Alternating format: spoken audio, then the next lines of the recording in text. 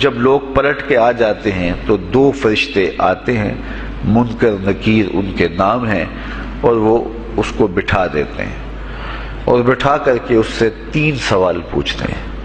پہلا سوال یہ ہوتا ہے من ربک، تیرا رب کون ہے؟ اب کوئی مانے یا نہ مانے، رب تو سب کا اللہ ہی ہے۔ اگر کوئی انکار بھی کرے تو اس کے باوجود اس کا رب کون ہے؟ اس کا رب اللہ ہے۔ تو دنیا کے اوپر کوئی اقرار کرے یا انکار کرے، لیکن نفس الامر میں، حقیقت میں اس کا رب اللہ ہی ہے۔ یہ تو حقیقت ہے، یہ تو طے شدہ ہے۔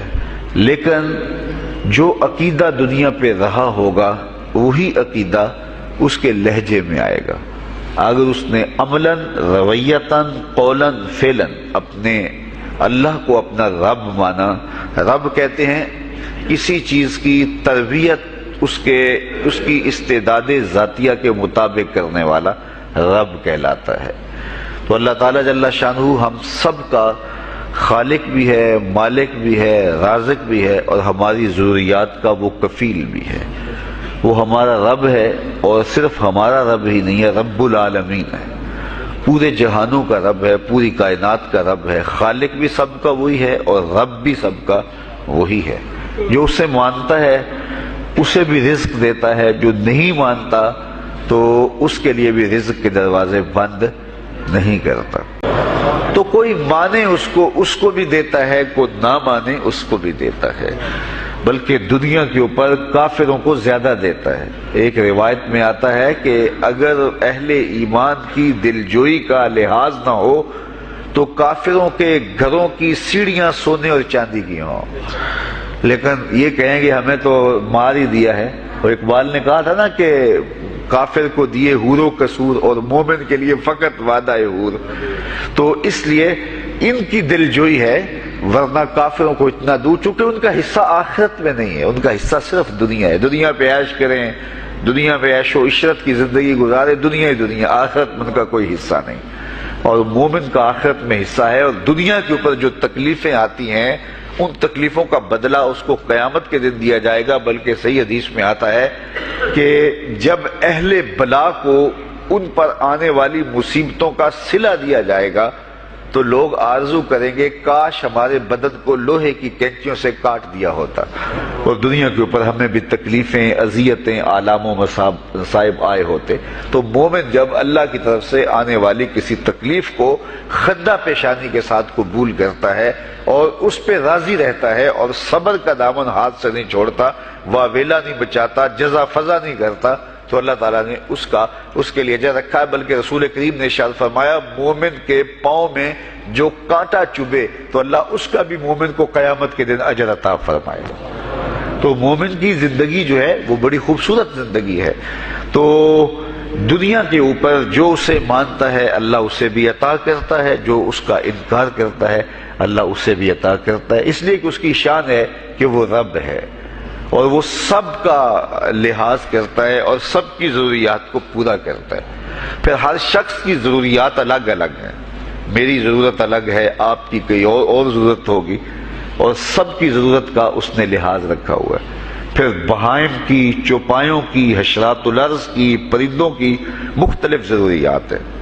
اڑنے والوں پرندوں کی ضروریات الگ ہے، پانی کے جانوروں کی ضروریات الگ ہیں، اس طرح حشرات الارض کی ضروریات الگ ہیں اور درندوں کی ضروریات الگ ہیں۔ یہاں تو ہم ایک آدھ کلو گوشت ہو تو گھر کے سارے افراد اس سے گزارا کر لیتے ہیں، لیکن شیر کو اور چیتے کو جو ہے وہ منوں کے حساب سے روزانہ چاہیے، رب ان کو روزانہ فراہم کرتا ہے۔ یہ پنساری کے پاس جائیں، اگر آپ کو ڈاکٹر یا حکیم لکھ دے کہ یہ آپ کو خالص سچے موتی چاہیے، اس کی کوئی چیز آپ کو بنا کے دیں گے تو آپ ہزاروں لاکھوں روپے خرچ کرتے ہیں، پھر بھی بعض کا اعتماد نہیں ہوتا کہ یہ بالکل 1 نمبر ہے یا 2 نمبر۔ تو رتی، ماشی اور تولوں کے اندر آپ ان کو خریدتے ہیں، اور وہ بھی آپ کو گمان ہوتا ہے کہ پتہ نہیں خالص ہیں یا ناخالص، لیکن دنیا کے اوپر لاکھوں کروڑوں پرندے پائے جاتے ہیں، جانور پائے جاتے ہیں، ہنس، اور وہ کھاتا ہی سچے موتی ہے۔ صبح کو بھی، شام کو بھی، دوپہر کو بھی اللہ سب کو پیٹ بھر کے کھانے کے لیے عطا فرماتا ہے۔ تو جس کی جو ضرورت ہے وہ رب ہے، اس ضرورت کو پورا کرتا ہے۔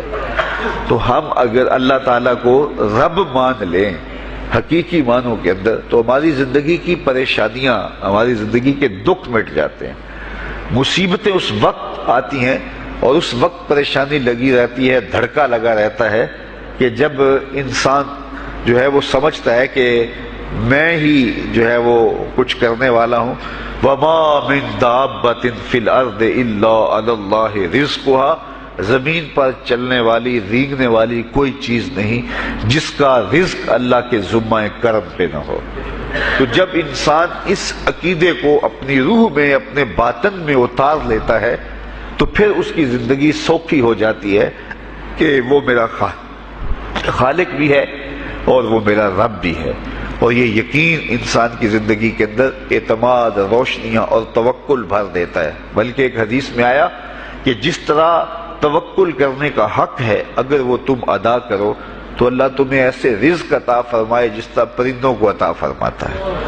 وہ جب صبح نکلتے ہیں تو ان کے پیٹ خالی ہوتے ہیں اور انہیں پتہ نہیں ہوتا کہ کہاں سے رزق مل رہا ہے، اور جب وہ شام کو آتے ہیں تو ان کا پیٹ بھرا ہوا ہوتا ہے۔ بند توکل پنچھی اڑ دے، خرچ نہ پلے زیرا ہو۔ سلطان بہو فرماتے ہیں کہ انہیں کوئی نہیں پتا ہوتا کہ فلاں جگہ پہ جانا ہے، لیکن کبھی ایسا نہیں ہوا کہ وہ بھوک سے مر گئے ہوں اور انہیں کچھ ملا نہ ہو، تو وہ خالی پیٹ کبھی نہیں آتے۔ وہ اللہ تعالیٰ ان کو رزق نصیب فرماتا ہے، وہ سب کا رب ہے۔ تو اگر ہم اپنے رویے سے، اپنے عمل سے، اپنے عقیدے سے واقعی اللہ کو رب مانتے ہیں، تو پھر قبر میں جب سوال ہوگا من ربو کا، تیرا رب کون ہے، تو پھر کبھی بھی جواب دیتے جھجک محسوس نہیں ہوگی۔ بندہ عرض کرے گا رب اللہ، میرا رب اللہ ہے اور میں اسی کو اپنا رب مانتا ہوں، میری ضروریات کی کفالت بھی اسی کے ذمہ کرم پہ، اور میرا تیقن، میرا یقین کہ وہ میرا رب ہے۔ یہ پہلا سوال ہوگا۔ دوسرا سوال قبر میں ہوگا اور وہ یہ ہوگا کہ ما دینوں کا، تیرا دین کون سا ہے؟ مختلف ادیان دنیا کے اوپر موجود ہیں، لیکن اسلام کے بعد اب کسی اور دین کو قبول نہیں کیا جائے گا۔ ارشاد فرمایا کہ اللہ تعالیٰ اسلام کے علاوہ کسی اور دین کو قبول نہیں کرے گا۔ تو یہ اگر میں اپنے عمل سے، اپنے رویے سے، اپنے طرز زندگی سے، اپنے انداز معاشرت سے اسلام کو اپنے اوپر غالب کر لیا، تو پھر قبر میں جواب دیتے ہوئے کوئی جھجک محسوس نہیں ہوگی۔ بندہ عرض کرے گا کہ دینی الاسلام، میرا دین اسلام ہے، میرا طرز زندگی، میرا انداز معاشرت، میرا سبھی کچھ اسلام کی مطابقت میں تھا اور میں اسی کو اپنا دین مانتا ہوں۔ صرف زبان سے نہیں، اپنے رویے سے بھی، اپنے طرز زندگی سے بھی، اپنے انداز معاشرت سے بھی۔ تو یہ جو ہم اسلام کے دائرے میں داخل ہوتے ہیں اور ہم اپنے دین کو اسلام قرار دیتے ہیں، تو دین انسان کی زندگی کے تمام شعبوں پر حاوی ہوتا ہے، اور اس کا طرز زندگی، اس کا انداز معاشرت اس کی مطابقت میں ہونا چاہیے۔ تو قبر میں یہ سوال پوچھا جائے گا کہ تیرا دین کیا ہے، باوجود کہ اللہ تعالیٰ جل شانہ کو پتہ ہے کہ اس کا دین کیا تھا، اللہ کو پتہ ہے کہ یہ کس کو رب مانتا تھا، لیکن قبر میں یہ سارا سلسلہ ہوگا، اور صحیح احادیث کے اندر ان سوالوں کا تذکر آیا ہے کہ یہ سوال پوچھے جائیں گے کہ تیرا دین کیا ہے۔ اب اس نے اگر اپنا طرز زندگی، اپنا انداز معاشرت اسلام کی مطابقت میں رکھا ہوگا اور دین کو اس نے دین سمجھا ہوگا، اسلام کو ہی اپنا دین عملاً، رویتاً، ہر خوشی غمی کے موقع پہ اس نے اسلام کو ہی ترجیح دی ہوگی، تو پھر اس کو کوئی جھجک نہیں ہوگی جواب دیتے ہوئے کہ میرا دین اسلام ہے، میرے شب و روز، میری زندگی کے نشیب و فراز، میری زندگی کی کا گوشہ جو ہے وہ اسلام کی مطابقت میں گزرتا تھا۔ تو پھر وہ سیدھا سیدھا جواب دے گا دینی الاسلام۔ اس لیے ہمیں اس سوال کی تیاری بھی کرنی چاہیے کہ ہماری نجی زندگی ہو یا ہماری اجتماعی زندگی ہو، ہماری گھریلو زندگی ہو یا ہماری معاشرتی زندگی ہو، ہماری ذاتی زندگی ہو یا ہماری سیاسی زندگی ہو، ہماری جس طرح کی بھی زندگی کے جو بھی شعبہ جاتے ہیں سب میں ہم دین کو غالب کریں. ہم صرف مسلح کے مسلمان نہ بنیں کہ 5 نمازیں پڑھ لیں اور ہم کہتے ہیں مسلمان ہیں، روزے رکھ لیے، تراویح پڑھ لی اور ہم نے جو ہے وہ زکوٰۃ دے دی اور حج کر لیا، تو اس سے ہم مطمئن ہو گئے کہ ہم مسلمان ہیں. اسلام ایک مکمل اور اکمل اور کامل ضابطہ حیات ہے، اپنے ماننے والوں کو زندگی گزارنے کا پورا اسلوب اور مکمل کامل رہنمائی دیتا ہے. ہم نے ہمسایوں کے ساتھ سلوک کیسے کرنا ہے یہ ہمیں اسلام بتاتا ہے. ہم نے بیوی کے ساتھ سلوک کیا کرنا ہے یہ ہمیں اسلام بتاتا ہے. اولاد کی تربیت کیسے کرنی ہے اسلام کی واضح تعلیمات ہیں. ہم نے سفر کرنا ہے تو انداز سفر کیا ہونا چاہیے اسلام نے ہمیں بتایا. کاروبار کرنا ہے تو ہم جو ہے وہ کیا کاروبار کو مارکیٹ سے سیکھیں گے یا اللہ اور اس کے رسول سے سیکھیں گے، تو ہمیں اللہ اور اس کے رسول نے واضح 2 ٹوک اور سیدھے سیدھے احکام دیے ہیں کہ تم جب کاروبار کرو تو تم جو ہے وہ اس انداز کے ساتھ کاروبار کرو، کم نہیں تولنا، کم نہیں ناپنا، جھوٹی قسم نہیں کھانی، سود نہیں لینا. تو یہ ساری چیزیں ملاوٹ نہیں کرنا، ایک ایک چیز جو ہے وہ اسلام نے ہمیں فراہم کی ہوئی ہے. تو پورا دین جو ہے جب ہم اختیار کریں گے، ہمارے رویے، ہمارا طرز زندگی، ہمارا انداز معاشرت جب دین اسلام کے مطابق ہوگا تو قبر میں اس سوال کا جواب دینا ہمارے لیے کوئی مشکل نہیں ہوگا. اور اگر ہمارا طرز زندگی کچھ اور طرح کا ہوگا تو کیا صرف یہ کہہ دے کہ ہم مسلمان ہیں؟ یہ تو پھر ایک کافر بھی کہہ سکتا ہے کہ میرا دین اسلام ہے، ایک منافق بھی کہہ سکتا ہے کہ میرا دین اسلام ہے. لیکن ایسا نہیں ہوگا. جو ہماری کیفیت قلب ہوگی قبر میں اس کا جواب اس کی مطابقت میں آئے گا. وہاں یہ دنیا کے معاملے یا دنیا کی یادداشتیں نہیں ہوگی، وہاں کیفیت قلب کے مطابق جواب دیا جائے گا. یہ کافر جواب نہیں دے سکے گا کہ میرا رب اللہ ہے، کیونکہ وہ عمل سے رویے سے اس کو اپنا رب نہیں مانتا ہے. تو حقیقتاً تو اس کا رب اللہ ہے لیکن وہ یہ جواب نہیں دے پائے گا.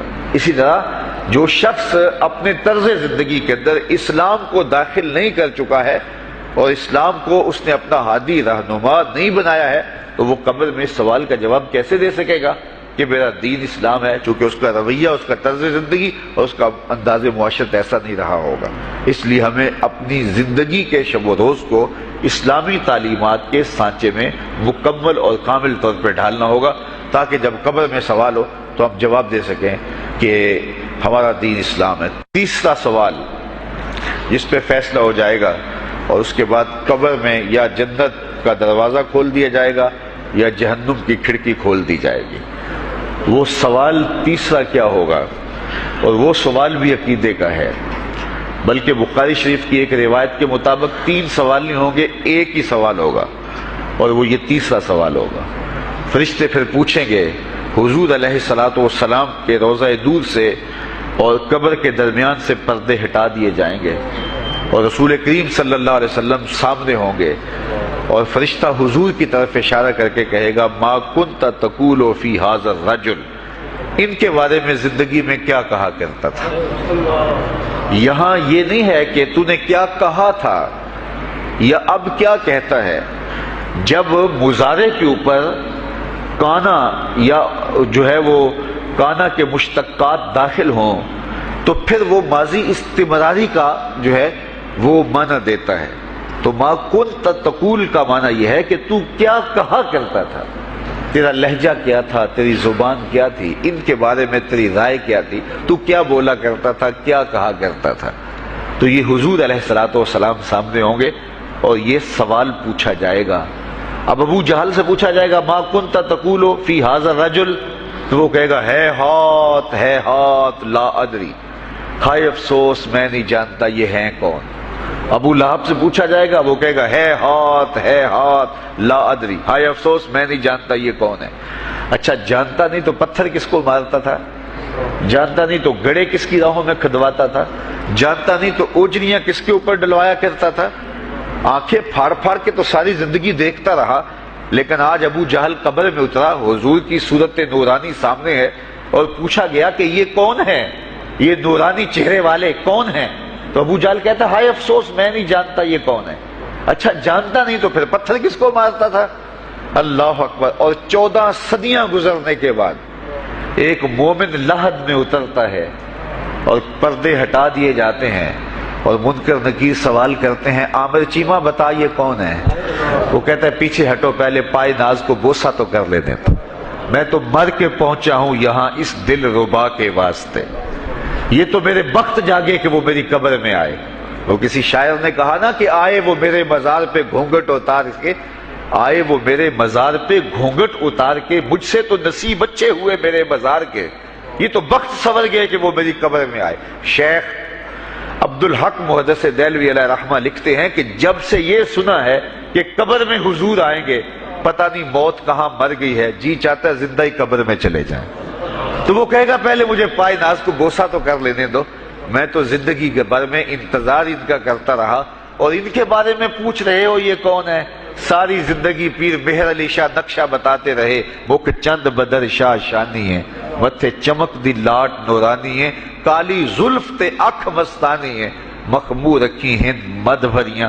تو وہ فوراً جواب دیتا ہے یہ تو وہی میرے آقا و مولا ہیں جن کے لیے ساری زندگی تڑپتا رہا اور ان کی زیارت کی آرزوئیں اور تمنائیں کرتا رہا۔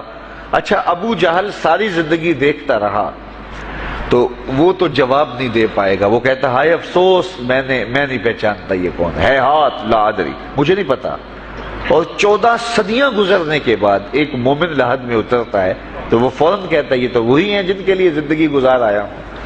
تو جس نے دیکھا تھا وہ پہچان نہیں سکتا، اور صدیوں بعد جو دنیا کے اوپر آیا وہ فوراً پہچان بھی رہا ہے اور پائے ناز کو بوسے بھی کر رہا ہے، تو پھر اس کا کیا جواب ہوگا؟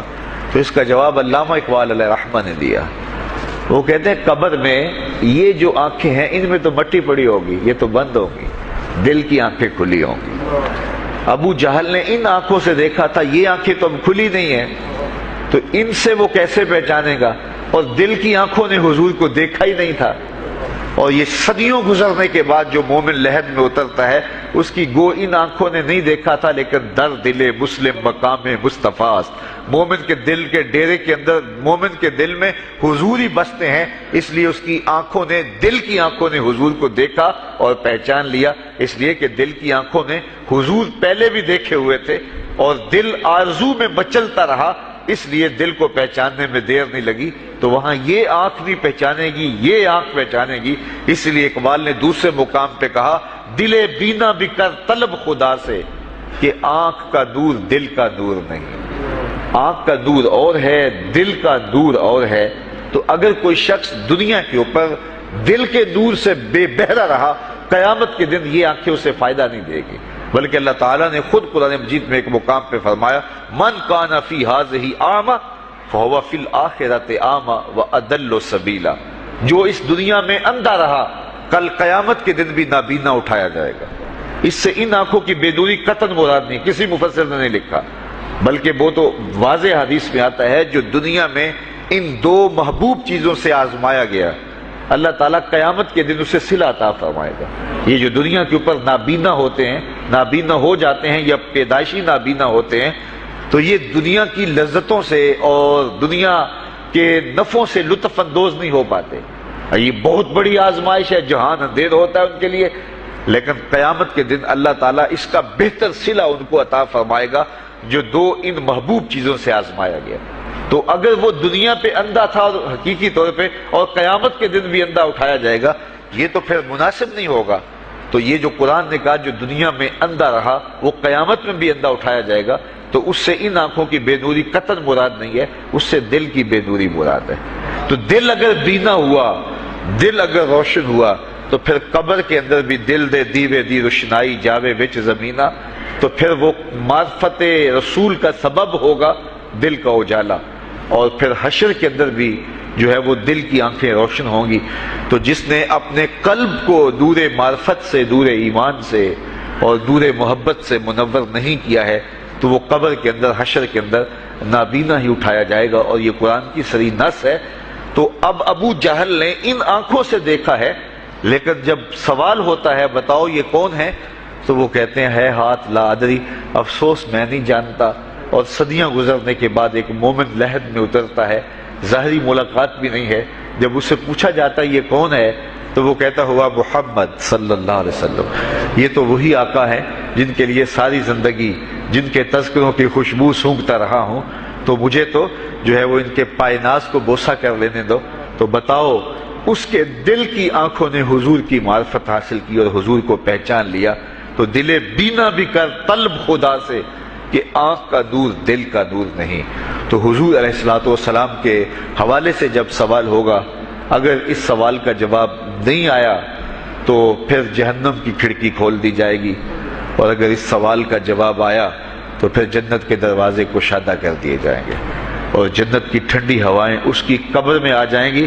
بلکہ حدیث میں آتا ہے، اسے کہا جائے گا کہ نم کنومت العروس، ایسے سو جا جس طرح دلہن سوتی ہے۔ اور وہاں سے لے کر کے حشر تک کا سفر جو ہے اس کے لیے بہت لمبا سفر نہیں ہوگا، وہ ایسے ہوگا کہ جو ہے وہ ایک خوبرو کے گلے سے ہار گرے گا اور وہ موتی ٹوٹ کے گر جائیں گے، اور وہ اس کو چننے میں مصروف ہو جائے گا۔ ابھی سارے موتی چن نہیں پائے گا کہ قیامت آ جائے گی۔ یہ مومن کے لیے اللہ نے آسانی رکھی، 50,000 سال کا دن ہوگا یوم محشر، لیکن جو مومن ہوگا اس کے لیے حشر کا اتنا بڑا دن ایسے ہوگا جتنا عصر کا وقت ہوتا ہے، تو اتنے تھوڑے وقت میں اس کے لیے گزر جائے گا۔